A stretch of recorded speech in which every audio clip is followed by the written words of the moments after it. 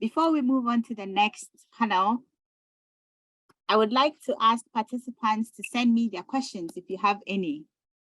Okay, so our next panel session is on the topic, Innovating for Sustainable Foods, Outlook for the Future.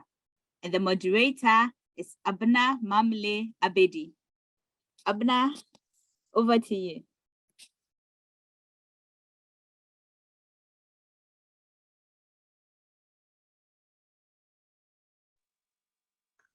Hello, everyone.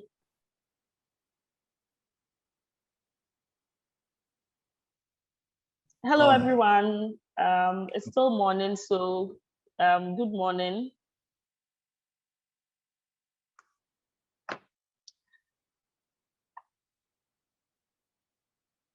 Good morning, Abby. Okay, right. So welcome to this session. Our topic for discussion is innovating for sustainable foods, outlook for the future. Innovation is critical to the survival of every business. And that means that to stay in business beyond generations, businesses would have to innovate their products, processes, and operations. However, the critical questions businesses must ask themselves is, are our innovations sustainable enough to cater for our present needs without compromising the needs of future generations? Today, we have a dynamic panelists who are from major food and beverage companies to discuss this topic. They will tell us how they are intentionally making changes to their company's products, services, or processes to generate long-term social and environmental benefits, whilst creating economic benefits for their firms. At this point, I will ask my panelists to introduce themselves. Gordon, if you are here, can you start for me? Yeah, thank you, Abna, and hi, everyone. Good morning from my end. I'm in Accra here. So, yes, my name is Gordon Ochre, and I am the program manager for Partners in Food Solutions, which is a non-profit organization that seeks to cultivate a sustainable African food industry by providing technical assistance to food processing companies in Africa. Thank you. Thank you. Can we move to the next panelist? Shobita, are you here? Yes, I am. Thank you so much. So hi, my name is Shobita. I am the CEO and founder of Legendary Foods. Legendary Foods is a food tech company that is on a mission to deliver the nutrition of meat at the price point and sustainability of plants using advanced insect agriculture. Great. Is Mausi here? Yes, I am. Okay, all right. Hi, can you hear me? Yes. Okay, good morning, everyone. My name is Mausi Maonyefia, Marketing Category and Channel Development Manager for Upfield. Upfield is a leading plant-based foods business globally. And I'll speak more about my company when we start the session and what we are all about. Thank you. Okay. Carly, are you here? Yes. Hi, thank you. I'm Carly Edwards, founder and CEO of Ground Up Ghana, and we're creating ambitious nature-positive food from underutilized crops that are grown in Ghana. I've lived in Ghana for more than a decade running public health, community engagement, and nutritional food production projects across the country, and I'm now harnessing this to build the food company that will benefit communities and the environment. All right, thank you very much. Now let's get the ball rolling. Godwin, can you tell us about why sustainability is becoming an important component of the agri-food industry? I'll be happy if you can link that to climate change. Yeah, thank you, Abna. So, yes, on sustainability, I must say that the topic and the discussion of sustainability has become more relevant now in our times than ever. Reason being that our actions and inactions definitely impact on future generations. And so we want to ensure that our activities become friendly to our environment and to be able to sustain the future generations as well. And so we partaking in sustainable food practices ensures that our businesses, our homes, all activities that we do has a low environmental, it has a low environmental impact. And so sustainable foods will then aim to avoid damaging or wasting natural resources. And how do we do this? How do we approach this? So I think that the most important aspect is the approach. And it becomes necessary for us to then find evidence-based policy frameworks that will actually incentivize or that will help adopt resource-efficient best practices for our farmers. So it actually starts from the farm, then the processing to the consumer or the table, as we usually call it, like farm to fork. But then how are farmers approaching their activity before processors buy the raw materials for processing? And I think that if farmers are approaching their farming activities in a sustainable manner by way of adopting practices that would impact positively on the environment, then obviously it's going to have a positive impact for generations. And then on the side of processes, when we are sourcing our raw materials, what do we look out for? Are we buying from farmers who are equally practicing sustainable farming practices? And are we buying products or raw materials that will not have negative effect on the environment? So then if that is our approach, then in our processing activity, what packaging materials are we also using? Are we using eco-friendly packaging materials as processes? If that is the approach, then we know that if a consumer buys our product and consumes the product and even throws out the packaging material or the waste, it's not going to affect the environment in a negative way because it's going to degrade eventually. So these are some of the approaches, and then the consumer is also a stakeholder in this. Why? Because the consumer needs to also buy products that are packaged or that are produced in a sustainable manner. And during our activity as consumers, what are we leaving to the environment? How much waste are we putting out there in the environment? And so I think it cuts across the farm level to consumer level. And it has become more important in our times now because, like I said earlier, we do not want our actions to affect generations unborn.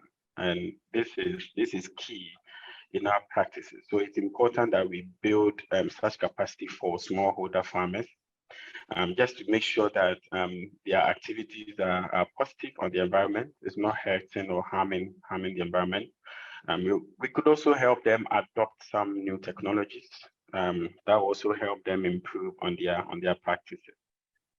And then, all right, okay, so I'll leave it there and then come back. So in terms of the climate change impact, I wouldn't want to say much. I think previous speakers have said a lot about climate change and its impact on the environment. So thank you. Back to you. Okay, let me follow it up with another question. There's a growing interest in sustainable foods. Do you think, from where you sit, do you think we will be able to grow enough food to feed ourselves, either through organically growing it or through other sustainable means? Do you think we can use that approach to feed ourselves in the next coming years as our population is beginning to increase?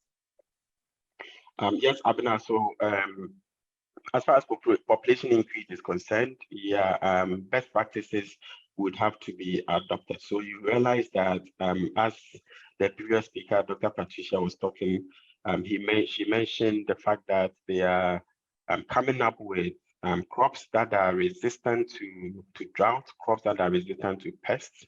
And so crop diversification is key in this approach. And then it will help also with more sustainable planet for us. There are many climate resistant crops in Ghana that we don't focus on because of the cash crops approach that we are using. But then we can build a supply market for such crops to be able to sustain our environment. And then also we can apply integrated food systems that will keep our future now have our future in mind, I must say. So we are looking at technologies to ensure that the soil, the water resources can help us to nourish the world even for generations to come. So if you are looking at how we can produce enough food for our growing population, yes, we can adopt some of these technologies by adopting or using crops that are resistant to drought and stuff like that to be able to sustain and go forward. We do not want a situation where our farming will end up deteriorating the environment, and after which we cannot be able to produce enough for generation. Thank you. Thank you, Godwin. I'll come back to you. Mausi, there's a lot of talk about alternative protein, particularly plant-based foods. Can you tell us what you know about the plant-based food market in West Africa? All right, thank you, Abena. We know that there's a lot of research that indicates that the plant-based proteins, particularly, provide a good source of dietary fiber, improved dietary fat quality, and are more sustainable alternatives compared to the predominantly animal-based diets. Now, when we look at our West African diets today, and focusing on just proteins, for instance, if we take things like our greens, taro leaves, jutes, pumpkins, spinach, all of these are great sources of plant proteins. We have our beans, our nuts, our seeds, all of that, which are already part of our existing West African diet. Now, the bigger question for us is, are we processing these foods the right way so we're able to get the best out of them in terms of the nutrients, quality, and all of that? If you take a typical West African recipe, let me use Ghana, for example. The way we process our foods or the way we cook our foods, we cook, and overcook some of our food. So at the end of the day, you are enjoying a meal, but you don't tend to get all the nutrients and the benefits that is in, exactly, that the plants are providing for you. So those are the things that we need to look at and ensure that even as we're having conversations like this, and the education is going out, we can make little adjustments to the way we eat our meals, to the way we consume our plant-based foods. They're already available. If you go to the market today and you are buying spreads, if you're taking blue band margarine, for instance, you know that you are eating a plant-based spread, right? It's good for you. You can trust the source, and it's also good for the environment because for us as a business, the way we run our business, we look at a whole sustainable outlook. So in terms of the end-to-end supply chain, every process, every step in the process, we ensure that we are being sustainable and we are giving back to the earth. So the options exist in our diets today, but let's take the right steps to ensure that we are getting the best out of them. Okay, what does it take to build this new sector, and what strategies are you using as a company to adopt this new sector? Great question.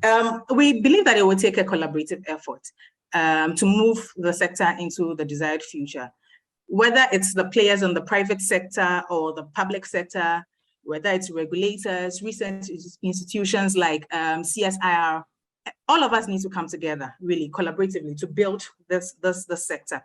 We also need a healthy policy ecosystem. We need the right technologies. We need the right levels of investments. We need disruptive innovations, and all of these come together to help us address some of the challenges that we are facing. When Chef Ado was speaking earlier, he mentioned a few of the challenges that they are facing. Even trying to get food across to the vulnerable. Malnutrition is a big issue in West Africa, social inequities, climate change. A lot of the speakers have already spoken about it. But generally, if we're able to work together, all of us can be able to address this. For us at Upfield, beyond providing products that are plant-based to our consumers, we've also embarked on several social innovations that are aimed at improving the health education, for instance, for children.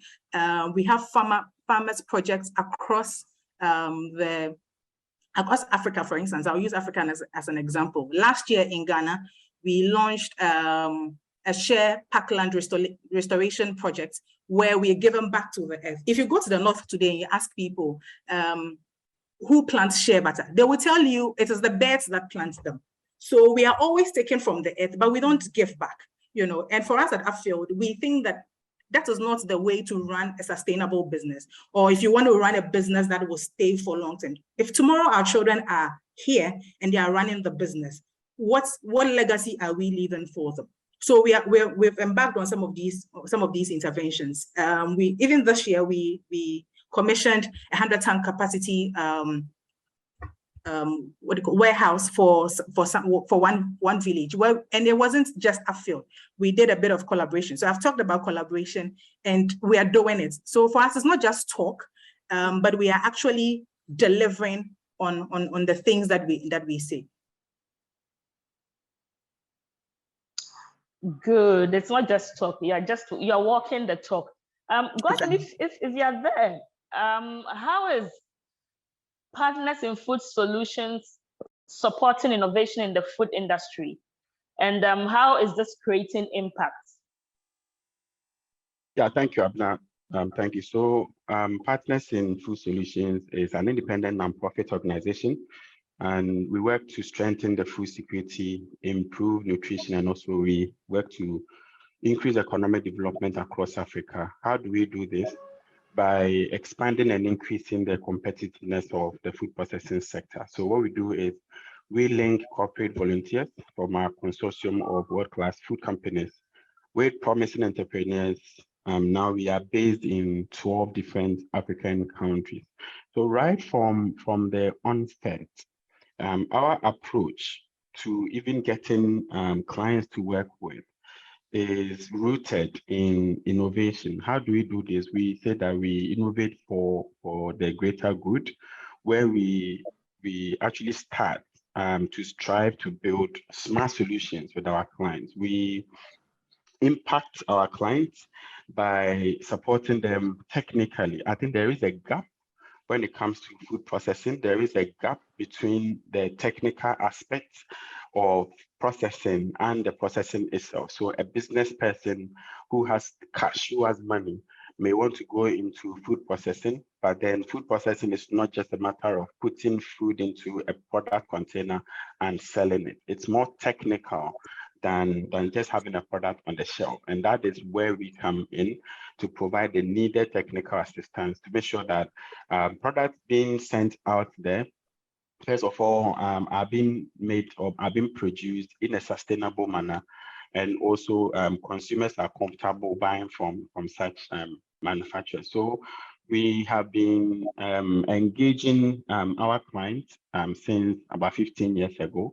And I must say that so far, we have helped them to scale up from where we met them or where we picked them from to be able to even reach on the international market with their products. So we can see a lot of impact in their growth.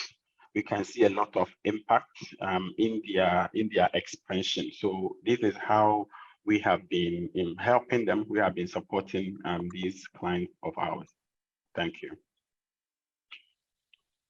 Thank you, Gordon. Mausi, what does the future hold for your sector? So at Upfield, we say the future is plant-based. Like I said, we've taken the step to lead this plant-based agenda by being an authority in this space. And we continue to stretch ourselves, researching, innovating, the best plant-based products that are good for you and also good for the planet.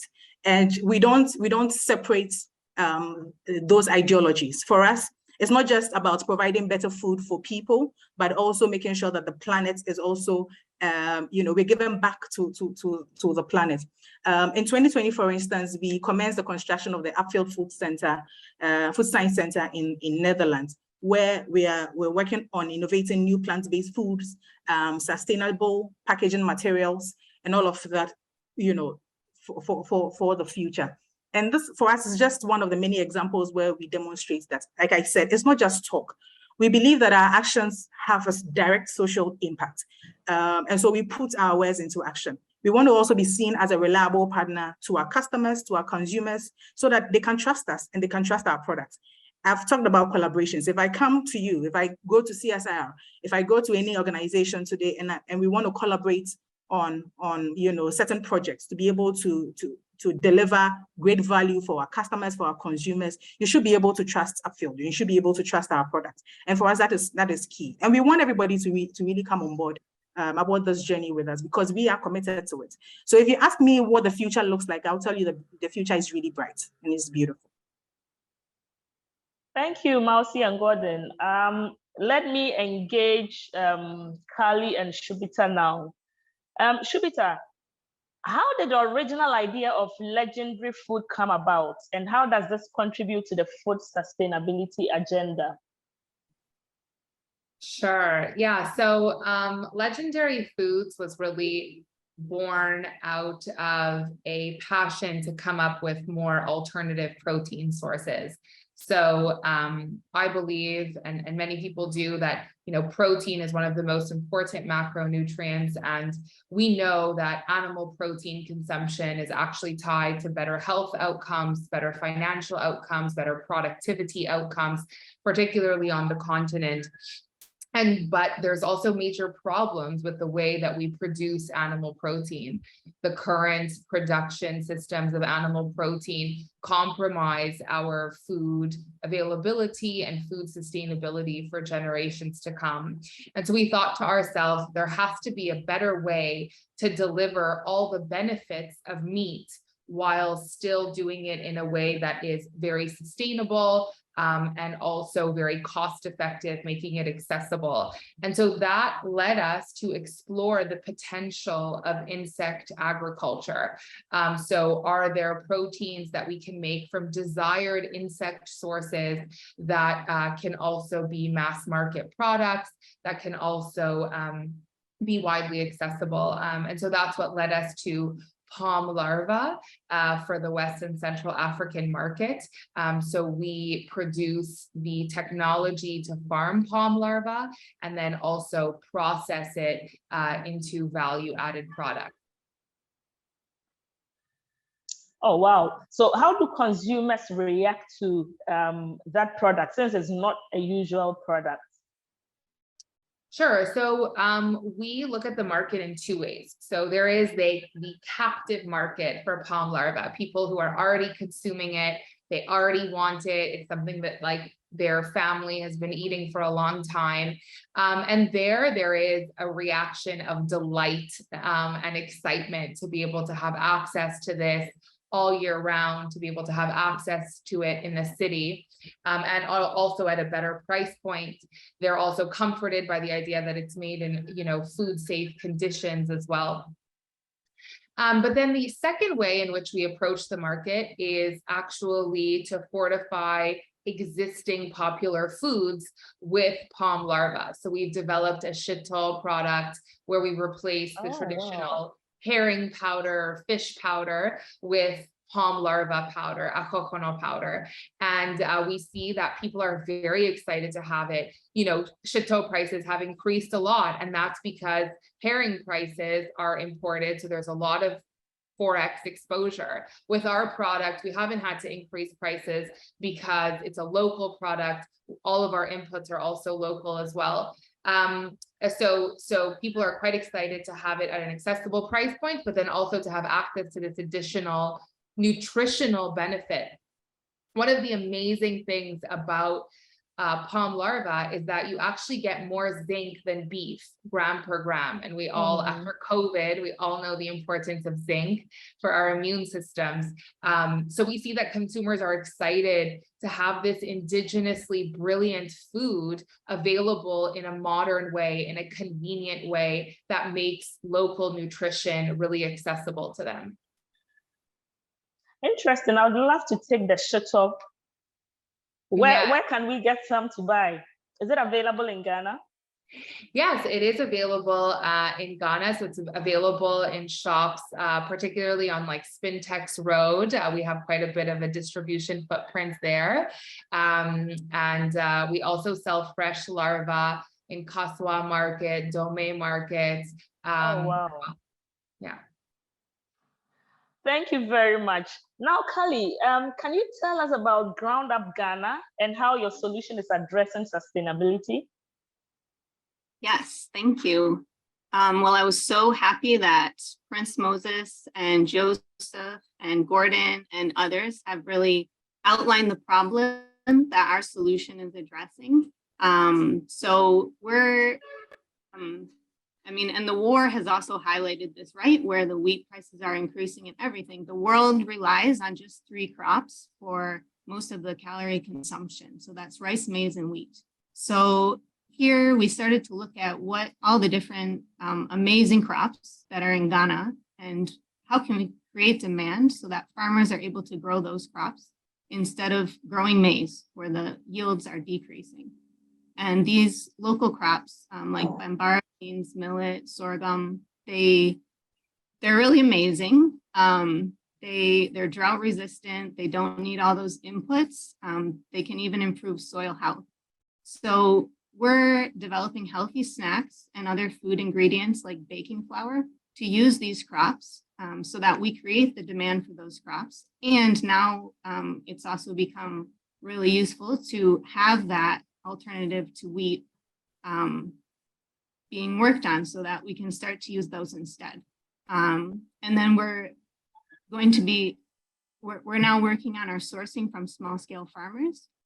We want at least 60% of the farmers that we're sourcing from to be women. We know that women are doing amazing farming work around Ghana, and they're still not as present as they should be in trainings and all those things. So we want to make that conscious effort to make sure that we recognize that. And if we need to find them, we do that work and we find them. And to do this, we're using the Fair Trade and B Corp frameworks to develop our processes so that right from the beginning, we have things in line to create positive social and environmental impact in Ghana and hopefully globally as well.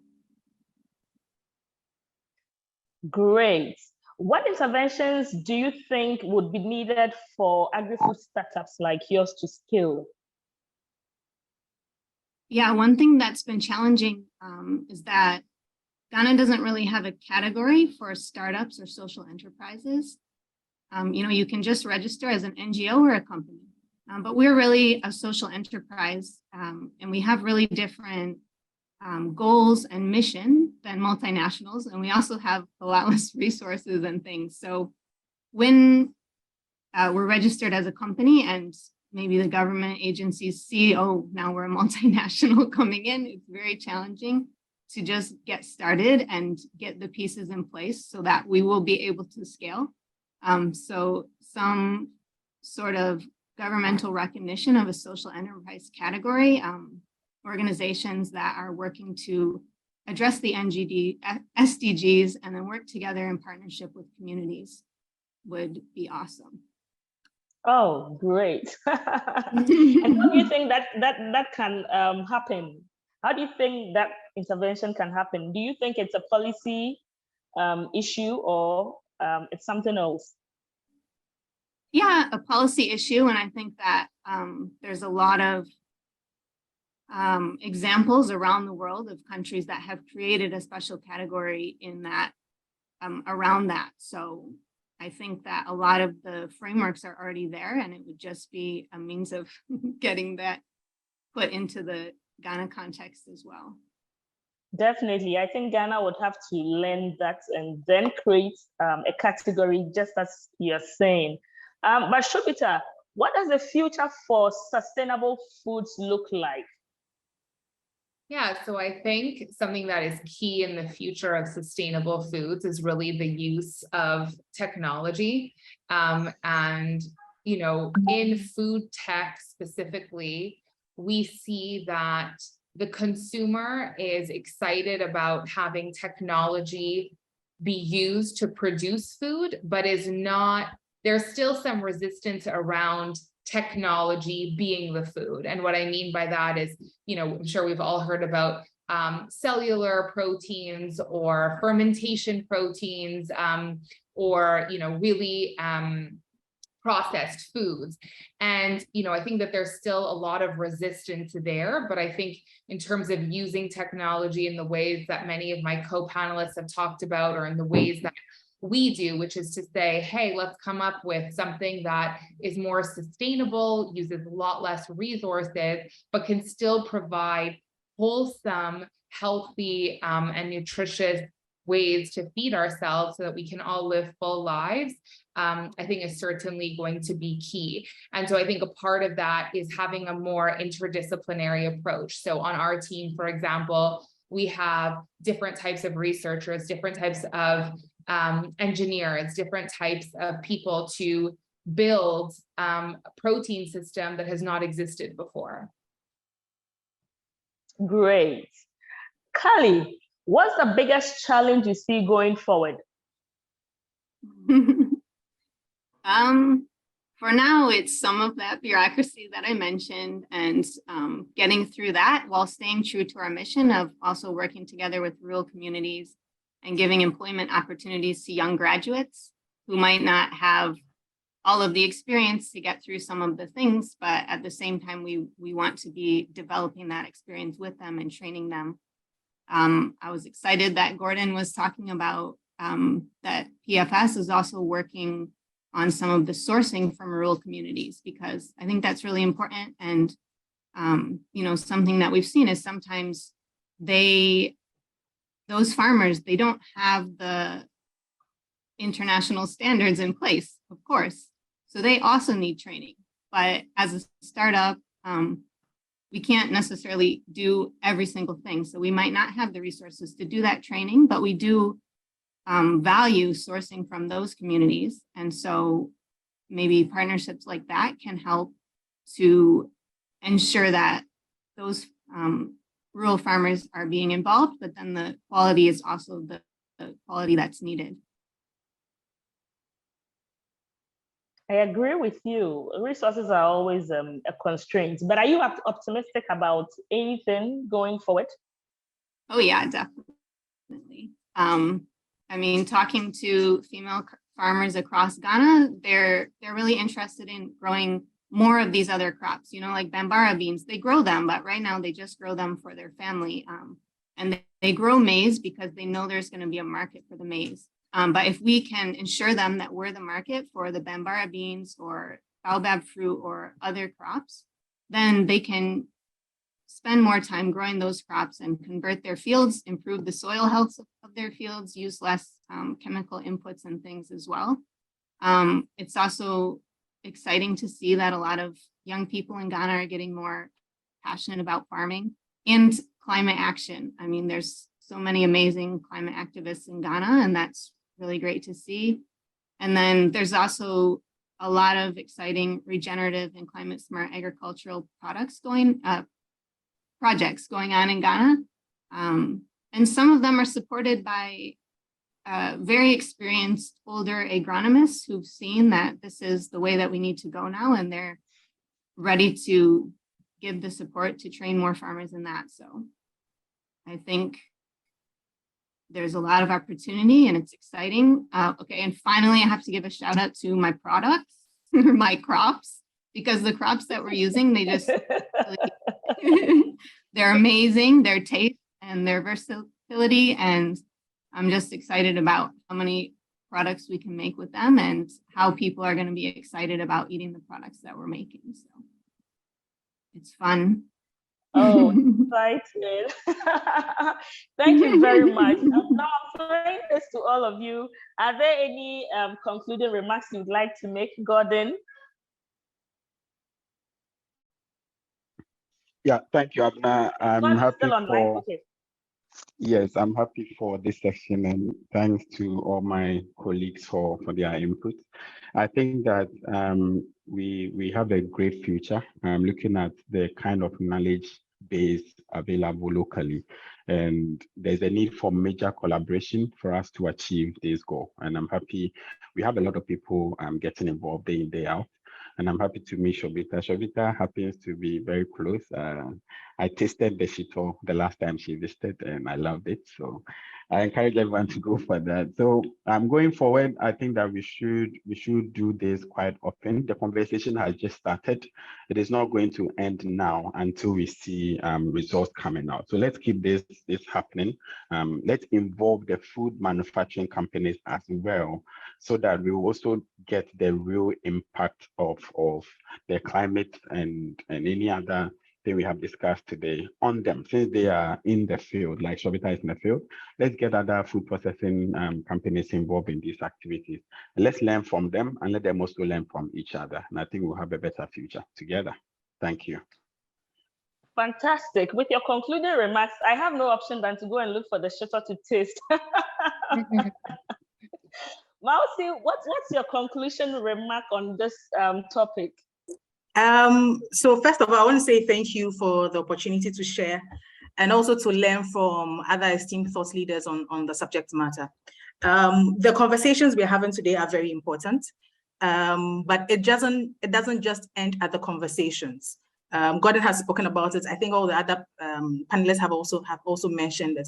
We need to drive a lot of collaborative actions that yield positive results. Do we have the power and the responsibility to transform the way people eat? I believe all of us on this call will agree the answer is yes. And for us at Upfield, that is why we have embarked on this journey to be the authority in the plant-based space and to help shape the industry for the benefit of our customers, for the benefit of our consumers and all of that. So as we are taking all these important steps, let's have at the back of our minds that it's the right thing to do. It holds us accountable. It creates more durable businesses for us, for the long-term businesses that we can be proud of, but also giving back to the earth. And I'm going to take a cue from Kali. When you go out there, look out for Blue Band.